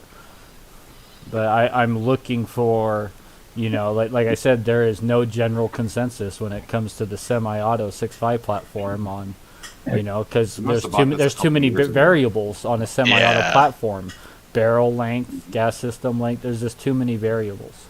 Your twist. There's just way too many variables, and there is no consensus out there. Are you 1.8 like 1.8 twist? So you're over 140 on weight. Like that's what you're saying. Sorry, guys, I got to interrupt you. It's 7:57. We got to wind the show down. Oh yeah, we're about to cut into Jamie's. Yeah, so thank you very much, though, AR. We're gonna, when your guys are having blast. This was a great show tonight. Thank you very much, Dead Horse, and thank you very much, Eagle, for coming on. And we'll do this again real soon. Thank you for being on and helping out AR. Everyone in the side chat, you're wonderful. Thank you for coming on. Anybody want to say something? Dead Horse, you go, then AR, and then Eagle finish us out. My best advice for Eagle or any new reloader out there, the very best advice I can give you is one word, and that's patience. Great to be here. You all in the side chat, have a good evening. I enjoyed being with you. Appreciate, always enjoyed here helping Echo and working with him. So we'll see you all. I'm not afraid to ask any questions. I'm going to keep asking questions everywhere. And I know it's annoying for the new people to always have questions, but I didn't know what Lemmy Shine was. I'd never heard of Lemmy Shine. It's a dishwasher, yeah. All right, guys, we're cutting out of here. We got to see you. Hate to cut you short. We've got to close it down. Appreciate it. See you, Eagle. Yeah. Nice to meet you, brother. Stay on, Eagle.